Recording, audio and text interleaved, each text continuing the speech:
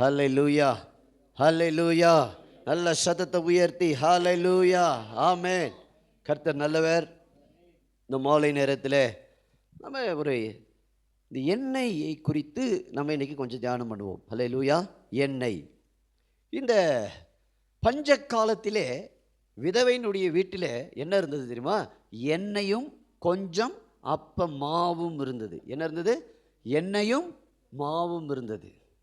இந்த எண்ணெயும் மாவும் வேதத்தில் அடிக்கடி சொல்லப்படுகிற ஒரு விஷயம். வேதத்தில் அடிக்கடி சொல்லப்படுகிற ஒரு விஷயம். ஹல்லேலூயா. நீங்கள் நீதிமொழிகள் 3ஆம் அதிகாரம் 9வது வசனத்துக்கு திருப்பி படிப்பீர்களானால் அதிலே வாசிக்கிறோம். எடுத்து வாசிப்போம் சீக்கிரமா. நீதிமொழிகள் 3ஆம் அதிகாரம் 9வது வசனம். உன் பொருளாலும் உன் எல்லா விளைவின் முதல் பலனாலும் கர்த்தரை கனம் பண்ணு, அப்பொழுது உன் களஞ்சியங்கள் பூரணமாய் நிரம்பும்.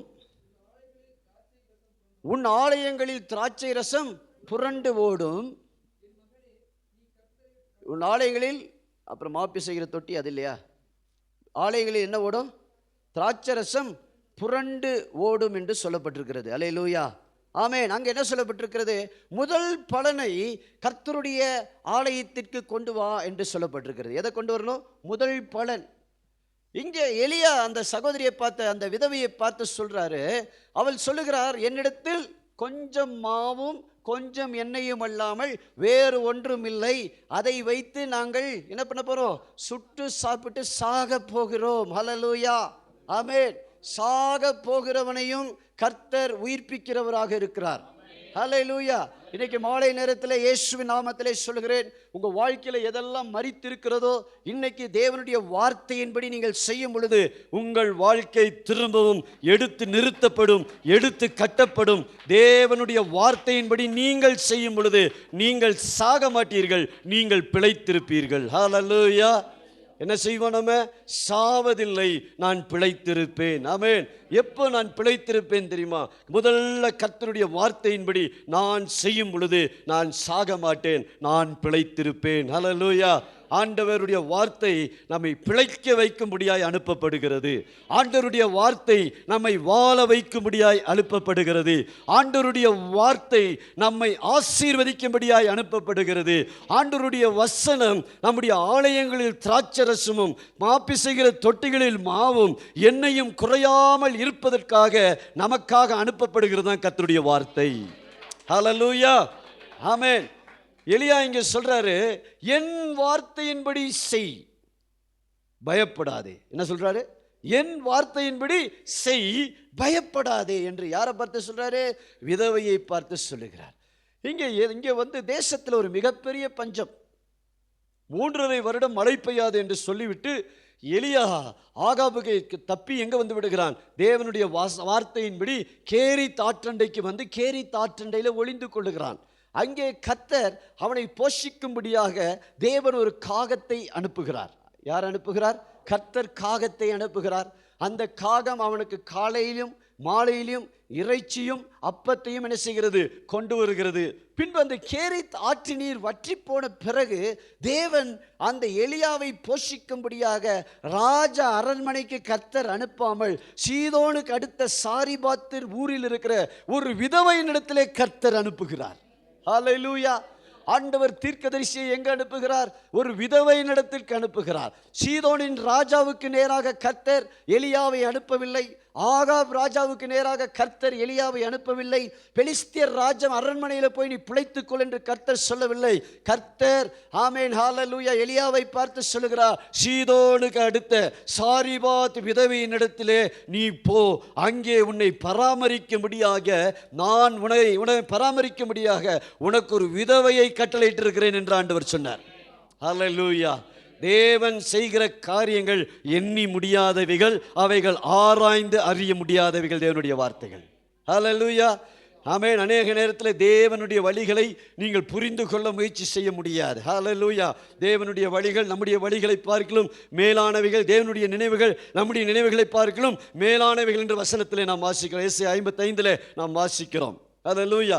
ஆகியால் தேவனுடைய வழிகளை அறியாதபடிக்கு நாம் தேவனுடைய வசனத்திற்கு கீழ்ப்படுகிறவர்களாய் நம்ம இருக்கும் பொழுது தேவன் அனுப்புகிற இடத்திலே நமக்கு ஆகாரம் உண்டாயிருக்கும். எத்தனை பேருக்கு புரியுது? அல்லேலூயா. இங்கே கவனிங்க நீங்க. ஆமென். என்ன புரியுது? தேவனை கேள்வி கேட்காதபடிக்கு தேவனுடைய வசனத்துக்கு ஒரு மனுஷன் கீழ்ப்படிந்து தேவனுடைய வசனத்தின்படி ஒரு மனுஷன் செய்யும் பொழுது தேவன் அவனை ஆகாரத்தினாலே திருப்தியாக்குகிறார். ஆகாரத்தினாலே தேவன் அவனை போஷிக்கிறார். ஹல்லேலூயா. ஆமென். தேவன் நம்மை போஷிக்கிற தேவனாக இருக்கிறார். ஏன் கர்த்தர் ராஜாக்களிடத்தில் அனுப்பாமல் எலியா தீர்க்கதரிசியை ஒரு விதவையினிடத்தில் அனுப்புகிறார் என்றால் அந்த விதவை இன்னைக்கு சாக வேண்டும் என்று ஆயத்தமாக இருக்கிறார். ஹல்லேலூயா. ஆமென். எப்படி ஆயத்தமாக இருக்கிறார்? சாக வேண்டும் என்று ஆயத்தமாக இருக்கிறார். அவள் ரட்சிக்கப்பட்டவள் அல்ல, அவள் இஸ்ரவேலின் சேர்ந்த கோத்திரத்தை சேர்ந்தவள் அல்ல, அவர் ஒரு அந்நிய தேசத்தை சேர்ந்தவள், தேவனுக்கு அவளுக்கும் சம்பந்தம் இல்லாதவள். ஆனாலும் கர்த்தருடைய வசனத்தை கேட்கும் பொழுது அவள் கர்த்தருடைய வசனத்துக்கு கீழ்ப்படுகிறாள். அதுதான் ரொம்ப முக்கியம். அல்லேலூயா. நம்முடைய வாழ்க்கையில தேவனுடைய வசனத்திற்கு நாம் கீழ்ப்படியும் பொழுது நாம் மரிப்பதில்லை. தீர்க்கதரிசியின் வார்த்தையின்படி பஞ்சம் முடிகிற வரைக்கும் நாம் பிழைத்திருப்போம். ஹல்லேலூயா. பாருங்கள், வசனத்தின்படி செய்கிறவர்களுக்கு மரணம் இல்லை. பஞ்சத்தில் கர்த்தர் அவர்களை காப்பாற்றுகிறார். ஹல்லேலூயா. பஞ்சத்தில் கர்த்தர் அவர்களை காப்பாற்றுகிறார். வசனத்தின்படி வாழ்கிறவர்களை தேவன் பட்டினியாய் விடுவதில்லை, அவர்களை தரித்திரராய் விடுவதில்லை. தேவன் அவர்களை யாரையாகிலும் கொண்டு போஷிக்க என் தேவன் வல்லவராக இருக்கிறார். அவர் போதுமானவராக இருக்கிறார். ஹல்லேலூயா. இந்த மாலை நேரத்தில் ஆண்டவர் உங்களை பார்த்து சொல்றாரு, என் வசனத்துக்கு நீங்கள் கீழ்ப்படியும் பொழுது, என் வார்த்தைக்கு நீங்கள் செவி கொடுக்கும் பொழுது, முதலாவது இருக்கிறது நீங்கள் கர்த்தரிடத்தில் கொண்டு வந்து தேவனுடைய சமூகத்தில் நீங்கள் வைக்கும் பொழுது உங்களை போஷிக்கும்படியாக, உங்களை பாதுகாக்கும்படியாக தேவனுடைய தீர்க்கதரிசி உங்கள் வீட்டுக்கு கர்த்தர் அனுப்புவார். ஹல்லேலூயா. ஆமென். கர்த்தர் ஏன் அங்க அனுப்புறார் அப்படின்னு பார்த்தீங்கன்னா, வசனம் ரொம்ப சொல்லுது. அந்த அம்மா தெளிவாக சொல்றாங்க, அந்த விதவை தெளிவாய் சொல்லுகிறாள், எங்களிடத்துல கொஞ்சம் மாவும் கொஞ்சம் எண்ணெயும் இருக்கிறது. ஹல்லேலூயா. எது விதவையை காப்பாற்ற போகிறது என்றால் அந்த விதவையினுடைய வீட்டில் இருக்கிற கொஞ்சம் மாவும் கொஞ்சம் எண்ணெயும் நம்மை பஞ்ச காலத்தில், உபத்திரவ காலத்தில், வேதனையின் காலத்தில் தேவனுடைய கரம் நம்மை தப்புவிப்பதற்கு அது போதுமானதாக இருக்கிறது. ஹல்லேலூயா. கொஞ்சம் மாவும் கொஞ்சம் எண்ணெயும். ஹல்லேலூயா. இந்த மாவு எதற்கு அடையாளமாக இருக்கிற? கர்த்தருடைய வசனத்துக்கும். எண்ணெய் எதற்கு அடையாளமாக இருக்கிறது என்றால் பரிசுத்த ஆவியானவருடைய அபிஷேகத்திற்கும் அடையாளமாக இருக்கிறது. ஹல்லேலூயா. வரப்போகிற கடைசி நாட்களுடைய உபத்திரவங்களுக்கு, வேதனைகளுக்கு, பிரச்சனைகளுக்கு நாம் தப்பி பிழைத்து போஷிக்கப்பட்டு காப்பாற்றப்பட வேண்டும் என்றால் நம்மிடத்தில் வார்த்தை உண்டாயிருக்க வேண்டும், நம்மிடத்தில் அபிஷேகம் உண்டாயிருக்க வேண்டும். ஹல்லேலூயா. அபிஷேகமும் வார்த்தையும் இல்லாதவர்கள் கடைசி நாட்களிலே மரித்து போவார்கள். ஆவிக்குரிய வாழ்க்கையில் அவர்கள் என்ன செய்வார்கள்? மரித்து போவார்கள். அவங்க ஆவிக்குரிய வாழ்க்கையில் விழுந்து போவார்கள். யாரிடத்தில் அப்பமும் யாரிடத்தில் மாவும் எண்ணெயும் இருக்கிறதோ அவர்களை காப்பாற்றும்படியாக வசனத்தை சொல்லி தேவன் தீர்க்கதரிசியை அந்த இடத்துல அனுப்புவார். ஹல்லேலூயா. இன்னைக்கு அநேகர் ஆவிக்குரிய வாழ்க்கையில் மரித்து போன ஒரு நிலைமையில் இருக்கிறார்கள். காரணம், அவர்களிடத்தில் எண்ணெயும் இல்லை, அப்பமும் இல்லை. ஹல்லேலூயா. இந்த எண்ணெய் கர்த்தருடைய அபிஷேகம், இந்த மாவு கர்த்தருடைய வார்த்தை. ஹல்லேலூயா. ஆமென். கர்த்தருடைய வார்த்தையும் கர்த்தருடைய அபிஷேகமும் கொஞ்சமாகிலும் எங்காவது இருந்தால் போதும், கர்த்தர் நம்மை காப்பாற்றி விடுகிறார். ஹல்லேலூயா. அதனால் இந்த மாலை நேரத்தில் நம்ம ஒன்றை புரிந்து கொள்ள வேண்டும். நமக்குள்ள இருக்கிற அபிஷேகம், நமக்குள்ள இருக்கிற தேவனுடைய வார்த்தை விலையேறப்பட்டதாக இருக்கிறது. ஹல்லேலூயா. பாருங்க, அந்த விதவையின் இடத்துல வாசிப்போம். அதை 17ஆம் அதிகாரத்தில் 18 வாசிப்போம். வாசிங்க. அப்பொழுது அவள் எலியாவை நோக்கி, தேவனுடைய மனுஷனே, எனக்கும் உமக்கும் என்ன? எத்தனாவது வசனம் வாசிக்கிறீங்க? இல்லை, 17, 13. அப்பொழுது எலியா அவளை பார்த்து, பயப்படாதே, நீ போய் உன் வார்த்தையின்படியே ஆயத்தப்படுத்து, ஆனாலும் அதில் முதலிலே எனக்கு ஒரு சிறிய அடையை பண்ணி எனத்தில் கொண்டு வா, பின்பு உனக்கும் உன் குமாரனுக்கும் பண்ணலாம். ஹல்லேலூயா. ஆமென். அவளிடத்தில் எண்ணெயும் அப்பமும் இருந்தது. 11வது வசனத்தில் வாசிக்கிறோம். கொண்டு வர அவள் போகிற போது அவன் அவளை நோக்கி கூப்பிட்டு, கொஞ்சம் அப்பமும் உன் கையில் எனக்கு கொண்டு வா என்றான். அதற்கு அவள் பானையில் ஒரு பிடி மாவும் கலயத்தில் கொஞ்சம் எண்ணெயும் அல்லாமல் என்னிடத்தில் ஒரு அடையும் இல்லை என்று உம்முடைய தேவனாகிய கர்த்தருடைய ஜீவனை கொண்டு சொல்லுகிறேன். எவ்விடத்தில் என்ன இருந்தது? அடை இல்லை, ஆனால் மாவும் எண்ணெயும் இருந்தது. அல்லேலூயா. கடைசி கால ஊழியத்தில், கடைசி கால ஆவிக்குரிய வாழ்க்கையில் தேவன் வருவதற்கு முன்பதாக நாம் ஆயத்தப்பட்டு நிற்க வேண்டுமானால் நம்மிடத்தில் எண்ணெயும் மாவும் இருக்க வேண்டும். இல்லை என்றால் நம்முடைய ஆவிக்குரிய வாழ்க்கையில் என்னவோ விழுந்து போவோம். இன்றைக்கி நிறைய விசுவாச மக்கள் விழுந்து போகிறதுக்கு காரணம் என்ன தெரியுமா? அவரிடத்தில் என்ன இல்லை? எண்ணெய் இல்லை, அபிஷேகம் இல்லை. ரெண்டாவது, அவர்களிடத்தில் வசனம் இல்லை. ஹல்லேலூயா. ஆலயம் சபை இருக்கிறது, சபைக்கு போகிறோம் வருகிறோம், அதெல்லாம் நல்லது. ஆனால் உங்களுக்குள்ள இன்னைக்கு அபிஷேகம் இருக்கிறதா? இன்னைக்கு உங்களுக்குள்ள தேவனுடைய வசனம் இருக்கிறதா? அவர் சொல்ல ஒரு கைப்பிடி. ஹல்லேலூயா. ஆண்டவர் எவ்வளோ? ஒரு கைப்பிடி போதும். ஒரு கைப்பிடி அளவு என்ன இருக்குது? மாவு இருக்கிறது. ஒரு தீர்க்கதரிசியினுடைய பசியை போக்கக்கூடிய அளவுக்கு அங்கே என்ன இருக்கிறது? மாவும் எண்ணெயும் இருக்கிறது. ஹல்லேலூயா. ஆமென். ஒரு கைப்பிடி மாவும் எண்ணெயும் அவர்களை பஞ்சகாலம் முடிகிற வரைக்கும் அவளையும் அவள் குடும்பத்தையும் திருப்தியாய் போஷிப்பதற்கு தேவன் பயன்படுத்தினார். எவ்வளோ மாவு? ஒரு கைப்பிடி மாவு, கொஞ்சம் எண்ணெய். ஹல்லேலூயா. ஆமே. இந்த ஒரு கைப்பிடி என்பது என்ன தெரியுமா? இந்த ஒரு கொஞ்சம் எண்ணெய் என்பது என்ன தெரியுமா? இந்த அபிஷேகமும் வார்த்தையும் யாருக்குள்ளே இருக்கிறதோ அது அவர்களுக்குள்ள மாத்திரம் இருக்காது, அது மற்றவர்களையும் பற்றி பிடிக்கும். அது ஒரு அக்கினியை போன்றது. ஹல்லேலூயா. அபிஷேகம் பெற்றவன் அவன் தனக்குள்ளே மாத்திரம் அதை வைத்துக் கொள்ள முடியாது. அபிஷேகம் பெற்றவன் மற்றவர்களையும் அபிஷேகத்தில் நடத்துவான். வார்த்தை உடையவன் மற்றவர்களுக்கும் வார்த்தையை கொடுக்கிறவனாய் மாறிவிடுகிறான். ஹல்லேலூயா. ஆமென். இந்த விதவை பிழைத்தது எதனால தெரியுமா? அவளிடத்தில் இருந்த எண்ணெயினாலே பிழைத்தாள், அவளிடத்தில் இருந்த மாவுனாலே பிழைத்தாள். ஹல்லேலூயா. இன்னைக்கு மாலை நேரத்தில் எத்தனை பேர்கிட்ட எண்ணெயும் மாவும் வைத்திருக்கிறீங்க? எத்தனை பேருக்குள்ள அந்த ஆவிக்குரிய அபிஷேகத்தை நீங்கள் இன்றைக்கி வாஞ்சிக்கிறீங்க? அதிகமாக இருக்கணும்னு ஆண்டவர் கேட்கல, நீ நிரம்பி வழிகிற பாத்திரமாக மாறணும்னு சொல்லலை. ஆண்டவர் சொல்கிற கொஞ்சம் எண்ணெயும் கொஞ்சம் மாவும் இருந்தது என்று சொன்னார். ஹல்லேலூயா. ஆமென். ஆண்டவர் யார் இடத்துல அனுப்பினால்? எண்ணெய் இல்லாத ஒரு விதவின் இடத்துல தேவன் அவளை அனுப்பவில்லை, ஆனால் எண்ணெயும் அப்பமும் உள்ள ஒரு விதவின் இடத்துல தேவன் அனுப்புகிறார். ஹல்லேலூயா. எண்ணெயும் தேவனுடைய வசனமும் தேவனுடைய அபிஷேகமும் நம்மை போஷிக்க வல்லமை உள்ளதாக இருக்கிறது, நம்மை பாதுகாக்க வல்லமை உள்ளதாக இருக்கிறது. ஏன் மழையே பெய்யலனாலும் பரவாயில்ல, பஞ்சம் கொடிதாயிருந்தாலும் பரவாயில்ல, உங்களுக்குள்ள இருக்கிற அபிஷேகமும் கர்த்தருடைய வசனமும் உங்களை போஷிக்க, உங்களை நடத்த, உங்களை பாதுகாக்க அது போதுமானதாக இருக்கிறது. ஹல்லேலூயா. ஆமென். பஞ்ச காலத்தில் உங்களை பாதுகாப்பது எது தெரியுமா? உங்கள் கையில் இருக்கிற வெள்ளியும் பொன்னும் அல்ல, உங்களுக்குள்ள இருக்கிற அபிஷேகமும் வார்த்தையும் தான் கடைசி காலத்தில் உங்களை பாதுகாக்கும். கடைசி காலத்தில் தேவனுக்குள்ள உங்களை நிலைத்திருக்க செய்யும். இல்லை என்றால் நாம் விழுந்து போவோம். ஹல்லேலூயா. இன்னைக்கு நிறைய விசுவாசிகள் சோர்ந்து போய் மரித்து போகலாம், விழுந்து போகலாம் என்று இருப்பதற்கு காரணம் என்ன தெரியுமா? அவங்களுக்குள்ள என்ன இல்லை? எண்ணெயும் இல்லை, மாவும் இல்லை. எண்ணெயும் மாவும் இருக்கிற இடத்துல தேவன் அவர்களை பலப்படுத்தும்படியாக தேவன் தீர்க்கதரிசிகளை தேவன் அனுப்புகிறார். ஹல்லேலூயா. ஆமென். இன்னைக்கு மாலை நேரத்தில் ஆண்டவர்கிட்ட கேளுங்க, ஆண்டவரே எனக்குள்ள எண்ணெய் வரட்டும், ஆண்டவரே என்னுடைய இருதயம் வசனத்தினாலே நிரம்பி இருக்கட்டும், என்னுடைய தலை எண்ணெயினால் அபிஷேகம் பண்ணப்பட்டு இருக்கட்டும். ஹல்லேலூயா. ரெண்டாவது ஒரு சம்பவத்தை வாசிக்கிறோம். 2 ராஜாக்கள் 4ஆம் அதிகாரத்துக்கு திருப்பிக் கொள்ளுங்கள். 2 ராஜாக்கள் 4ஆம் அதிகாரம். ஹல்லேலூயா. 1வது வசனத்திலிருந்து, தீர்க்கதரிசிகளுடைய புத்திரரில் ஒருவனுக்கு மனைவியாயிருந்த ஒரு ஸ்திரீ எலிசாவை பார்த்து, உமது அடியாளாகிய என் புருஷன் இறந்து போனான், உமது அடியான் கர்த்தருக்கு பயந்து நடந்தான் என்பதை அறிவீர். கடன் கொடுத்தவன் இப்போது என் 2 குமாரரையும் தனக்கு அடிமைகளாக்கி கொள்ள வந்தான் என்றான். எலிசா அவளை நோக்கி, நான் உனக்கு என்ன செய்ய வேண்டும்? வீட்டில் உன்னிடத்தில் என்ன இருக்கிறது சொல் என்றாள். அதற்கு அவள், ஒரு குடம் எண்ணெய் அல்லாமல் உமது அடியாளுடைய வீட்டில் வேறு ஒன்றும் இல்லை என்றாள். ஹல்லேலூயா. அவள் என்ன சொல்லுகிறாள்? என் வீட்டில் என்ன இருக்கிறது? ஒரு குடம் எண்ணெய். முதல் விதவியின் இடத்துல என்ன இருந்தது தெரியுமா? கொஞ்சம் மாவும் கொஞ்சம் எண்ணெயும் இருந்தது. இந்த 2வது ஒரு விதவின் இடத்துல என்ன இருக்கு தெரியுமா? ஒரு குடம் நிரம்ப என்ன இருக்குது? எண்ணெய் இருக்கிறது. ஹல்லேலூயா.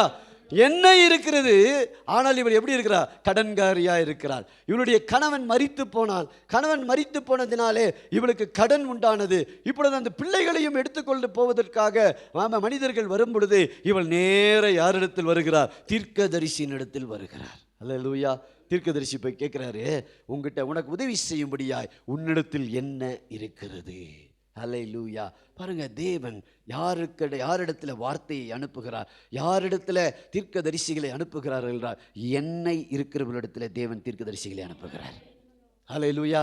ஆமென். இந்த கடைசி காலத்தில், இந்த கடைசி கால சபையில் அதிகமாக இன்னைக்கு இருக்க வேண்டியது என்ன தெரியுமா?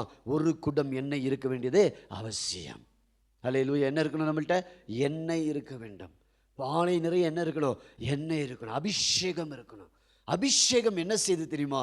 நுகங்களை முறித்து போடுகிறது. அபிஷேகம் கட்டுகளை உடைத்து போடுகிறது. அபிஷேகம் ஒரு மனிதனை உயர்த்துகிறது. அபிஷேகம் ஆடு மேய்க்கிறவனை ராஜாவாய் மாற்றுகிறது. அபிஷேகம் ஆடு மேய்க்கிறவனை ஆமென் பார்வோனுக்கு முன்பதாக கொண்டு போய் அற்புதங்களை செய்கிறவனாய் மாற்றுகிறது. அபிஷேகம் என்ன தெரியுமா செய்கிறது? ஹல்லேலூயா. உபத்திரவப்படுத்துகிறவனை, துன்பப்படுத்துகிறவனை தேவனுடைய ஊழியக்காரனாய் மாற்றி விடுகிறது. ஹல்லேலூயா. ஆமென். இன்னைக்கு நமக்குள்ள அபிஷேகம் இல்லை என்றால் நாம் வெறும் பாத்திரமாக இருப்போம். வெறும் பாத்திரத்தினாலே ஒரு பயனும் இல்லை. ஹல்லேலூயா. தேவன் எலிசா கேட்கிறார், உன்னிடத்தில் என்ன இருக்கிறது? உங்களிடத்தில் அந்த ஆண்டவர் இன்னைக்கு மாலை நேரத்தில் கேட்கிறாரு, என்ன இருக்கு உங்ககிட்ட? ஹல்லேலூயா. உங்க வீட்டில் என்ன இருக்கு? உங்க சபையில் என்ன இருக்கு? அவர் சொல்றா, எங்க வீட்டில் ஒரு குடம் எண்ணெய் இருக்கிறது. எங்க சபையில் என்ன இருக்கு? அபிஷேகம் இருக்கிறது. ஹல்லேலூயா. எங்க சபை, எங்க ஊழியத்தில் என்ன இருக்குது? தேவ ஆவியானவர் இருக்கிறார். ஹல்லேலூயா. ஆமென். அது போதும். அது என்ன செய்யும்? போதும். அபிஷேகம் பெருகக்கூடியது. அபிஷேகம் என்ன செய்யக்கூடியது? பெருகக்கூடியது. பாருங்க, வசனத்தில் கீழே வாசிமா சொல்றாரு, அப்பொழுது அவன், நீ போய் உன்னுடைய அயல் வீட்டுக்காரர் எல்லாரிடத்திலும் அநேகம் வெறும் பாத்திரங்களை கேட்டு வாங்கி உள்ளே போய் உன் பிள்ளைகளுடன் உள்ளே நின்று கதவை பூட்டி அந்த பாத்திரங்கள் எல்லாவற்றிலும் வார்த்து நிறைந்ததை ஒரு பக்கத்தில் வை என்றான். அவன் அவளிடத்திலிருந்து போய் தன் பிள்ளைகளுடன் கதவை பூட்டி கொண்டு இவர்கள் பாத்திரங்களை அவளிடத்தில் கொடுக்க அவள் அவைகளில் வார்த்தாள். அந்த பாத்திரங்கள் நிறைந்த பின் அவள் தன் மகன் ஒருவனை நோக்கி, இன்னும் ஒரு பாத்திரம் கொண்டு வா என்றான். அதற்கு அவன், வேறே பாத்திரம் இல்லை என்றான். அப்பொழுது எண்ணெய் நின்று போயிற்று. அவள் போய் தேவனுடைய மனுஷனுக்கு அதை அறிவித்தாள். அப்பொழுது அவன், நீ போய் அந்த எண்ணெயை விற்று உன் கடனை தீர்த்து மீந்ததை கொண்டு நீயும் உன் பிள்ளைகளும் ஜீவனம் பண்ணுங்கள் என்றான். ஹல்லேலூயா. அவள் தீர்க்கதரிசியினிடத்தில் வரும் பொழுது ஒரே ஒரு குடம் எண்ணெயோடு தீர்க்கதரிசியினிடத்தில் வருகிறாள். வரும் பொழுது கூடவே அவளுக்கு என்ன இருக்குதுன்னா கடன் இருக்கிறது. என்ன இருக்கிறது? கடன் இருக்கிறது. இப்போ தீர்க்கதரிசி அதுக்கு ஒரு ஆலோசனையை கொடுக்கிறார். உன்னிடத்தில் இருக்கிறதை நீ பெருகச் செய் என்று சொல்லுகிறார். ஹல்லேலூயா. அபிஷேகம் பெற்றவர்கள் அபிஷேகத்தை நிறுத்திவிடக்கூடாது. அபிஷேகத்தில் நாளுக்கு நாள் என்ன செய்யணும்? பெருகி கொண்டே இருக்க வேண்டும். ஹல்லேலூயா. முதல்ல வாசிக்கிறோம், அபிஷேகம் நம்மை போஷித்தது. எலியாவை போஷித்தது, மரணத்திலிருந்து அவர்களை காப்பாற்றினது. ஆமென். அந்த முழு குடும்பமும் பஞ்ச காலம் முடிகிற வரைக்கும் அவர்கள் போஷிக்கப்பட்டார்கள். ஹல்லேலூயா. இங்கே பார்க்கிறோம், இவள் ஒரே ஒரு குடம் எண்ணெயை வைத்திருக்கிறாள். தீர்க்கதரிசி சொல்லுகிறாள், இந்த ஒரு குடம் எண்ணெயை வைத்து நீ ஒன்றும் செய்ய முடியாது. உனக்குள்ள இருக்கிற அந்த எண்ணெயை பெருகச் செய். நீ பெருகச் செய்யும் பொழுது, பெருகும் பொழுது உன்னுடைய கடன் எல்லாம் தீர்ந்து விடும். ஆமே. உன் ஜீவனத்துக்கான எல்லாவற்றையும் தேவன் உனக்கு கொடுத்து விடுவார். ஹல்லேலூயா. இன்னைக்கு நிறைய பேர் அபிஷேகம் பெற்றிருக்கிறோம், ஆனால் அபிஷேகத்தில் நம்ம பெருகுவது இல்லை. அந்நிய பாஷை பேசுகிறோம், அந்நிய பாஷையில பெருகுவது இல்லை. தேவனை ஆராதிக்கிறோம், ஆராதனையிலே பெருகுவது இல்லை. வசனத்தை படிக்கிறோம், வசனத்தை படிப்பதிலே நாம் பெருகுவது இல்லை. நாம் பெருக வேண்டும். ஹல்லேலூயா. எப்போ பெருகுதுன்னா, அவர் சொல்லுகிறார், அக்கம் பக்கத்தில் இருக்கிற எல்லா இடத்திலும் போய் பானைகளை வாங்கி அரை கதவை பூட்டி கொண்டு நீயும் உன் பிள்ளைகளும், என்ன சொல்றாரு? நீயும் உன் பிள்ளைகளும் அந்த எண்ணெயை எடுத்து குடத்தில் வார்க்கும் பொழுது அது பெருக ஆரம்பித்து விடுகிறது. ஹல்லேலூயா. ஆமென். ஆமென், ஹல்லேலூயா, ஆமென். அறை வீட்டை பூட்டிக் கொண்டு எண்ணெயை பெருகச் செய்யும் பொழுது எண்ணெய் பெருகி கொண்டே இருக்கிறது. ஹல்லேலூயா. கடைசி காலத்தில் நம்முடைய அபிஷேகம் பெருகுவதற்கு தேவன் நமக்கு கொடுத்திருக்கிற வல்லமையும் ஒரு காரியம் என்னவென்றால், அறை கதவை பூட்டிக் கொண்டு ஜெபிக்கும் பொழுது நமக்குள் இருக்கிற அபிஷேகம் பெருகுகிறது, வல்லமை பெருகுகிறது. அறை கதவை நீங்கள் பூட்டலைன்னா கடைசி வரைக்கும் கடன்காரனாக இருக்கிற போறீங்க. அறை கதவை பூட்டலைன்னா உன் குடும்பத்தில் ரட்சிப்பு உண்டாக போகிறதில்ல. நீ அறை கதவை பூட்டலைன்னா உன்னை கொண்டு மற்றவர்கள் ரட்சிக்கப்பட முடியாது. நீ அறை கதவை பூட்டாத வரைக்கும் கடனாளி உன் வீட்டுக்கு முன்னாடி நின்று உன் பிள்ளைகளை தூக்கி கொண்டு போவதற்காக அவன் வாசலிலே காத்து கொண்டிருப்பான். அதனால தான் சொல்கிறான், ஆமென், அவர் சொல்கிறாரு, நீ உள்ளே போய் அறை கதவை, உன் பிள்ளைகளோட அறை கதவை பூட்டிக் கொண்டு இதை செய் அப்படிங்கிறார். ஹல்லேலூயா, ஆமென். அபிஷேகம் பெருகிற இடம் தெரியுமா? ரகசியமான ஜெபத்தில் தான் நம்முடைய அபிஷேகம் பெருகுகிறது. தேவனுடைய சமூகத்தில் போய் அறை கதவை பூட்டிக் கொண்டு ஆண்டவரை நோக்கி நீ மன்றாடி ஜெபிக்கும் பொழுது, அந்நிய பாஷையில் தேவனோடு பல மணி நேரம் நீ முழங்கால் படியில் நின்று தேவனை நோக்கி அவரை பார்த்து கூப்பிடும் பொழுது உனக்குள்ள இருக்கிற அபிஷேகம் பெருக ஆரம்பிக்கிறது. உனக்குள்ள இருக்கிற தேவ வல்லமை பெருக ஆரம்பிக்கிறது. ஹல்லேலூயா, ஆமென். அபிஷேகம் பெருகும் பொழுது மற்றவர்களுக்கு அது பயனுள்ளதாய் மாறுகிறது, மற்றவர்களுக்கு அது ஆசீர்வாதமாய் மாறுகிறது. உன் கடன் தீர்வது மாத்திரமல்ல, அதை கொண்டு நீ ஜீவனம் பண்ணுவதற்கு ஆண்டவர் அதுக்கு உதவி செய்கிறார். ஹல்லேலூயா. இன்னைக்கு சொல்றேன், உங்களுக்குள்ள இருக்கிற அபிஷேகத்தை பெருகச் செய்யுங்க. அபிஷேகத்தை பெருகச் செய்ய வேண்டியது ஆவியானவருடைய வேலை அல்ல, அபிஷேகத்தை பெருகச் செய்ய வேண்டியது நீங்க உங்களுடைய வேலை, என்னுடைய வேலை. என் முழங்கால் தேவ சமூகத்தில் போய் முடங்கி, ஆண்டவரே என்னை பெருகச் செய்யும், என்னை உயரச் செய்யும், எனக்குள்ள இருக்கிற வல்லமையும் அபிஷேகமும் பெருகட்டும் என்று சொல்லி ஆவியானவருடைய சமூகத்தில் நீங்கள் மன்றாடி ஜெபித்து ஆண்டவரை நோக்கி கூப்பிடும் பொழுது ஆண்டவர் உங்கள் குடத்தில் இருக்கிறத மற்ற குடங்களில் ஊற்றத்தக்கதாய் அதை பெருகச் செய்கிறார் தேவன். ஹல்லேலூயா, ஆமென். எத்தனை பேர் பெருகணும்னு நினைக்கிறீங்க? 10 வருஷம் ஆச்சு, 20 வருஷம் ஆச்சு, அதில் ஆண்டவருக்குள்ள நீங்கள் எவ்வளோ வளர்ந்துருக்கிறீங்க, உங்கள் அபிஷேகம் எவ்வளோ பெருகி இருக்கிறது, உங்களுக்குள்ள இருக்கிற வசனம் எவ்வளோ பெருகி இருக்கிறது. எத்தனை நாள் நீங்கள் அறை வீட்டை பூட்டிக் கொண்டு தேவ சமூகத்தில் கதறி அழுது ஜெபித்து தேவனே என்னை நிரப்பம் என்று சொல்லுகிறீர்களோ, அப்பொழுதுதான் உங்கள் வாழ்க்கையில் இருக்கிற அந்த குடங்களெல்லாம் நிரம்பும். ஹல்லேலூயா. குடம் நிரம்பிருச்சுன்னா, ஹல்லேலூயா, அவர் சொல்கிறார், இப்போ குடமெல்லாம் முடிஞ்சு போச்சு. அவர் சொல்கிறார், இதை போய் நீ விற்று கடனை அடைத்துக்கொள், மீதத்தை வைத்து உன் ஜீவனத்துக்கானதை செய் அப்படிங்கிறார். ஹல்லேலூயா. அபிஷேகம் உங்களை அபிஷேகம் மட்டும் பண்ணுவதல்ல, உங்கள் வாழ்க்கையில் இருக்கிற பிரச்சனைகளுக்கு தீர்வாகவும் அபிஷேகமாக இருக்கிறது. அது மாத்திரமல்ல, அபிஷேகம் ஹல்லேலூயா உங்களை போஷிக்கிறது, அபிஷேகம் உங்களை உடுத்துவது, அபிஷேகம். உங்களுக்குள்ள இருக்கிற அபிஷேகம் பெருகும் பொழுது நீங்கள் செய்கிற பிஸ்னஸை கர்த்தர் ஆசீர்வதிப்பார், நீங்கள் செய்கிற வேலையை கர்த்தர் ஆசீர்வதிப்பார், நீங்கள் நடத்துகிற ஊழியங்களை கர்த்தர் ஆசீர்வதிப்பார். நீங்கள் போய் செய்கிற எல்லா காரியத்திலும் தேவனுடைய கரம் இருப்பதை நீங்கள் பார்க்க முடியும். ஹல்லேலூயா. நீங்கள் அபிஷேகம் இல்லாதவர்களாய் நீங்கள் ஓடிக்கொண்டே இருக்கும் பொழுது என்ன தெரியுமா நடக்கும்? நீங்கள் அந்த ஒரே ஒரு குடமாக தான் இருக்கும். உங்களை பிள்ளைகளை தூக்கி கொண்டு போவதற்கு எதிராளி வெயிட் பண்ணிகிட்டே இருப்பான். ஹல்லேலூயா. அதனால தான் ஆண்டு அவர் சொல்கிறார், எலிசா தீர்க்கதரிசி சொல்கிறாரு, உன்னிடத்தில் இருக்கிற எண்ணெய் பெருகட்டும் என்று சொல்லுகிறார். ஹல்லேலூயா. நம்மிடத்தில் எண்ணெய் இருந்தால் போதாது, எண்ணெய் பெருக வேண்டும். என்ன செய்யணும்? பெருகணும். எங்கே பெருகும் எண்ணெய்? எல்லா இடத்துலையும் எண்ணெய் பெருகுவதில்லை. எண்ணெய் பெருகுகிற இடம் எது தெரியுமா? தேவனுடைய சமூகத்தில் போய் முழங்கால முடக்கி அறை கதவை பூட்டிக்கொண்டு தேவனுடைய சமூகத்தில் அவரை நோக்கி நீ பார்க்கும் பொழுது உனக்குள்ள இருக்கிற அபிஷேகம் பெருகி அது நிரம்பி வழிகிற பாத்திரமாய் மாறுகிறது. அது என்ன செய்கிறது? நிரம்பி வழிகிறதாய் மாறுகிறது.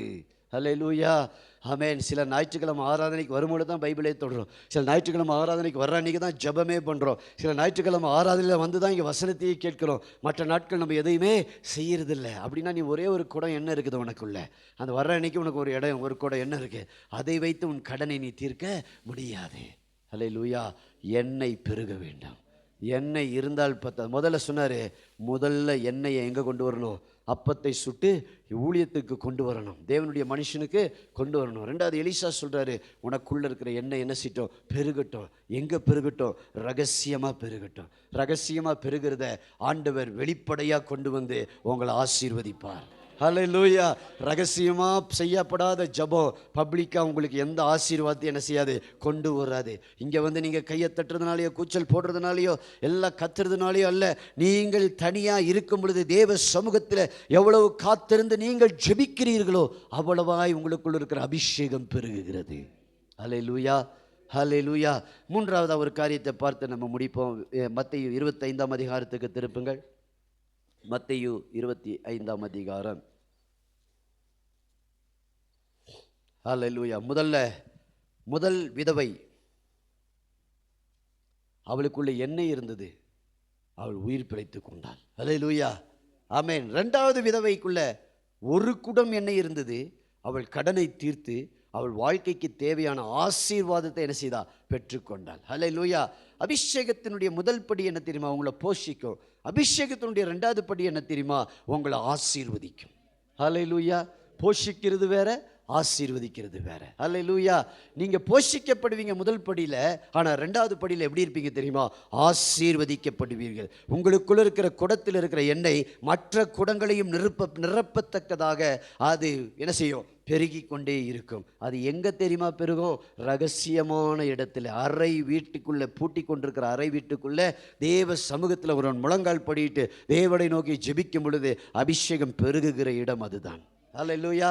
அங்க பெருகாத அபிஷேகம் வெளியில வில போகாது. ஹல்லேலூயா. அபிஷேகம் என்ன செய்யணும், அறை வீட்டுக்குள்ள பெருக வேண்டும். எத்தனை பேர் அறையை பூட்டி கொண்டு ஜெபிக்கிறீங்க இன்னைக்கு?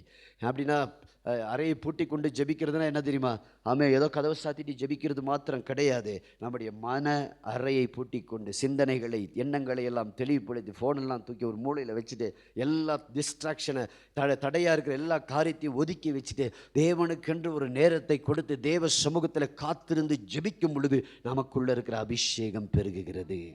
ஹல்லேலூயா. அப்படிதான் அபிஷேகம் பெருகும். ஆமென். தைலையில் கை வைக்கும் பொழுது ஆவியானவர் இறங்கி வருவார், ஆனால் அதோடு அது முடிஞ்சிடும். ஆனால் நீங்கள் அதுக்கு பிறகு தீர்க்கதரிசியின் வார்த்தையின்படி உள்ளே போய் முழங்கால போடலைன்னா திரும்ப அந்த அபிஷேகம் என்ன செய்யாது, பெருகாது. ஹல்லேலூயா. எத்தனை பேருக்கு புரியுது? ஆமென். 25ஆம் அதிகாரம் 1வது வசனத்துக்கு திருப்பிக் கொள்வோம். அப்பொழுது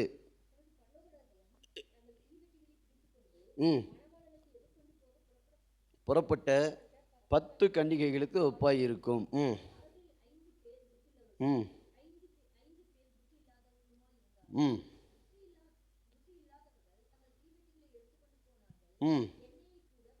எண்ணெயையோ கூட கொண்டு போகவில்லை.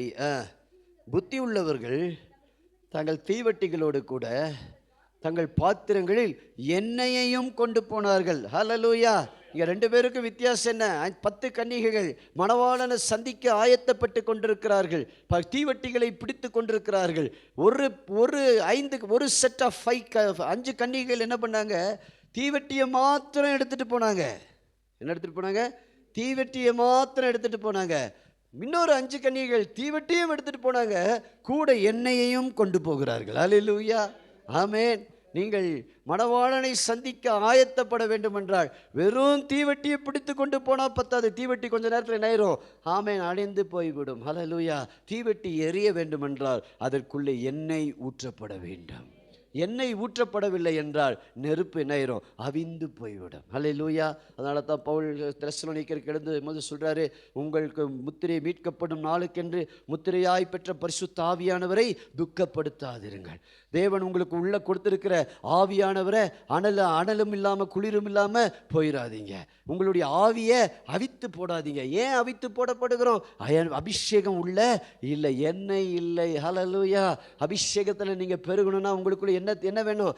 எண்ணெய் தேவை. பரிசுத்த ஆவியானவருடைய ஆளுகை நமக்குள்ளே இருக்க வேண்டும். பரிசுத்த ஆவியானவருடைய ஆளுகையில் இல்லாத ஒரு மனுஷனும் தேவன் வருகிறதை அறிய முடியாது. தேவன் வருகிற நாளிலே அவனுடைய தீவட்டி அணைந்து போகும். காரணம், அவனுக்குள்ள என்ன இல்லை? எண்ணெய் இல்லை. ஹல்லேலூயா. எண்ணெய் நமக்கு ரொம்ப அவசியம். இந்த கடைசி காலத்தில் சபைக்கு என்ன அவசியம்? அபிஷேகம். எண்ணெய் என்பது பரிசுத்த ஆவியானவர். பரிசுத்த ஆவியானுடைய அபிஷேகத்தை என்ன செய்கிறது? குறிக்கிறது. இந்த கடைசி கால சபையாக இருக்கிற நமக்குள்ள என்ன இருக்கணும்? எண்ணெய் இருக்கணும். அதனால தான் நிறைய பேர் விழுந்து போகிறோம். நம்மளால் ஊழியம் செய்ய முடியல, மற்றவர்களுக்கு போய் சுவிசேஷத்தை சொல்ல முடியல, மற்றவர்களை நேசிக்க முடியல, அன்பு காட்ட முடியல, தேவனுக்காக ஆயத்தமாகி நம்மளால் காத்திருக்க முடியவில்லை. காரணம் என்னவென்றால் நம்மிடத்தில் தீவட்டி இருக்கிறது, ஆனால் உள்ள எண்ணெய் இல்லை. ஹல்லேலூயா. தீவட்டி கொஞ்ச நேரம்தான் எரியும். எண்ணெய் இல்லைன்னா அது என்ன ஆயிரும்? அவிந்து போய்விடும். அதனால தான் ஆண்டவர் ஆசரிப்பு கூடாரத்தில் எண்ணெய் விளக்கு அவிந்து போக கூடாது என்று சொன்னார். அதனால் ஒரு ஆசாரியன் இரவு முழுவதும் விழித்திருந்து என்ன செய்வான்? அதில் எண்ணெயை ஊற்றிக்கொண்டே இருப்பான். அந்த எண்ணெய் ஆசாரிய பரிசுத்த ஸ்தலத்தை அது என்ன செய்கிறது? பிரகாசிக்க செய்கிறது. உங்களுடைய ஆத்மா பிரகாசிக்க வேண்டுமென்றால், உங்களுடைய உள்ளான மனிதன் புதிதாக்கப்பட வேண்டுமென்றால், உங்களுக்குள்ள தேவ ஆவியானவருடைய எண்ணெய் ஊற்றப்பட்டு கொண்டே இருக்க வேண்டும். அந்த எண்ணெய் ஊற்றப்படும் பொழுதுதான் நீங்கள் எரிந்து பிரகாசிக்க முடியும். இல்லையென்றால் மணவாளன் வரும் பொழுது நம்முடைய தீவட்டிகள் அணைந்து போகும். ஹல்லேலூயா, ஆமென். வசனத்தை வாசிப்போம். நடுராத்திரியில் மணவாளன் வர தாமதித்த போது அவர்கள் எல்லோரும் நித்திரை மயக்கம் அடைந்து தூங்கி விட்டார்கள். யாரு? எல்லாரும் தூங்கினாங்க. ஆனால் நடுராத்திரியிலே இதோ மணவாளன் வருகிறார், அவருக்கு எதிர்கொண்டு போக புறப்படுங்கள் என்று சத்தம் உண்டாயிற்று. அப்பொழுது அந்த கன்னிகைகளை எல்லாரும் எழுந்திருந்து தங்கள் தீவெட்டிகளை ஆயத்தப்படுத்தினார்கள். புத்தி இல்லாதவர்களோ புத்தி உள்ளவர்களை நோக்கி, உங்கள் எண்ணெயில் எங்களுக்கு கொஞ்சம் கொடுங்கள், எங்கள் தீவெட்டிகள் அணைந்து போகிறதே என்றார்கள். புத்தி உள்ளவர்கள் பிரதியுத்தரமாக, அப்படியல்ல, எங்களுக்கும் உங்களுக்கும் போதாமல் இராதபடிக்கு நீங்கள் விற்கிறவர்களிடத்தில் போய் உங்களுக்கு வாங்கி கொள்ளுங்கள் என்றார்கள். அப்படியே அவர்கள் வாங்க போன போது மணவாளன் வந்துவிட்டார். ஆயத்தமாக இருந்தவர்கள் அவரோடு கூட கல்யாண வீட்டுக்குள் பிரவேசித்தார்கள். கதவும் அடைக்கப்பட்டது. யார் கல்யாண வீட்டுக்குள்ளே யார் உள்ள போனா? எண்ணெய் வைத்திருந்தவர்கள், சபைக்கு வந்தவர்கள் அல்ல, ஞானஸ்நானம் எடுத்தவர்கள் மாத்திரமல்ல. யார் உள்ள போனா? ஆயத்தமாகி காத்திருந்தவர்கள். அப்படின்னா ஒவ்வொரு நாளும் பரிசுத்த ஆவியிலே தேவனுடைய வருகைக்காக தங்களுடைய அபிஷேகத்தை புதுப்பித்து கொண்டே இருந்தவர்கள், தேவனுடைய வசனத்தை புதுப்பித்து கொண்டே இருந்தவர்கள். தேவன் வரும் பொழுதே அவருக்கு எதிர்கொண்டு போக ஆயத்தமாக இருந்தார்கள். மற்றவர்கள் ஆயத்தம் இல்லாதவர்கள் வெளியே போன பொழுது மணவாளன் வந்து விட்டார், கதவு அடைக்கப்பட்டது. ஹல்லேலூயா. 3 விதமான பெண்களை பார்க்கிறோம். ஒன்று சாரிபாத்து விதவை, இன்னொன்று தீர்க்கதரிசியினுடைய மனைவியாகிய விதவை, இங்கே கன்னிகைகளை பார்க்கிறோம். ஹல்லேலூயா. எல்லாம் பெண்களை குறித்து தான் பார்க்கிறோம். இன்றைக்கி பெண்கள் அதிகமாக ஜெபிக்கிறவங்களாம் நீங்கள் மாறணும். உலக காரியத்திற்கு முக்கியத்துவம் கொடுக்கிறவர்களாக நீங்கள் இருக்கக்கூடாது. வீணான காரியங்களுக்கு இடம் கொடுக்கிறவர்களாக இராதபடிக்கு, ஆயத்தம் இல்லாதவர்களாக நீங்கள் போகக்கூடாது. நீங்கள் நல்ல சபையில் அதை எதை குறிக்கிற 3 சபை தேவன் வந்து ஒரு மணவாட்டியாய் என்ன செய்கிறாரு? குறிக்கிறார். சபையை ஒரு மணவாட்டியாய் மணவாட்டினா ஒரு கணவன் மனைவி. இயேசு மணவாளன், சபை மணவாட்டி. இது 3மே பெண்கள். சபையை குறிக்கிறது. சபையில் என்ன இருக்கணும்? எண்ணெய் இருக்கணும். எண்ணெய் இருந்தால் நம்ம போஷிக்கப்படுவோம்.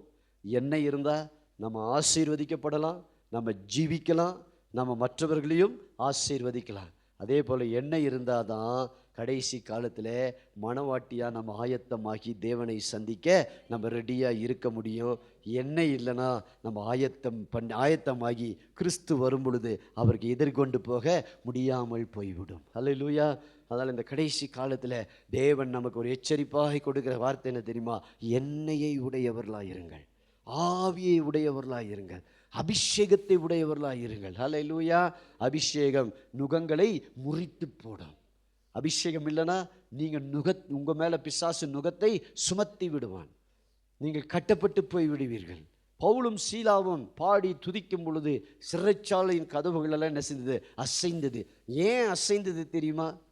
பவுலும் சீலாவும் பாடுந்தனால அசைந்ததா அப்படின்னா பைபிள் அப்படி தான் சொல்லுது. ஆனால் அதுக்கு ஒரு முக்கியமான ஒரு நோக்கம் இருக்கிறது. அந்த நோக்கம் என்ன? அந்த அர்த்தம் என்ன தெரியுமா?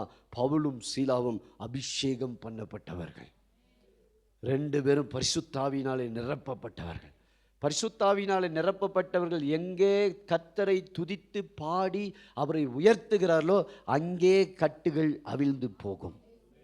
ஹல்லேலூயா. எல்லா இடத்திலும் கட்டு அவிழாது. எங்கே பரிசுத்தாவினாலே நிரம்பி இருக்கிற தேவ ஜனங்கள், பரிசுத்தாவினாலே நிரம்பி இருக்கிற தேவ மனிதர்கள் பாடி துதிக்கிறார்களோ அங்கே கட்டுகள் அவிழ்ந்து போகும்.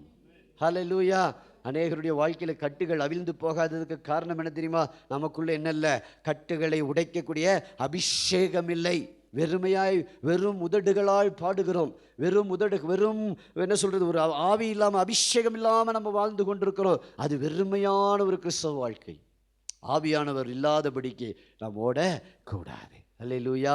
ஆகையால் கர்த்தர் இந்த வார்த்தைகளை கொண்டு நம்மை ஆசீர்வதிப்பார். நம்ம எல்லாம் எழுந்து நின்று அப்படியே ஜெபிக்க போகிறோம் தேவ சமூகத்தில். ஹalleluya, thank you Jesus. எழுந்து நின்று எல்லாரும் அப்படியே ஜெபிப்போம் தேவனுடைய பிரசன்னத்தில். இந்த மாலை நேரத்தில் ஆண்டவரே என் மேல் இருக்கிற அந்த எண்ணெய் இன்னைக்கு பெருகட்டும்னு சொல்லுங்க. ஹalleluya.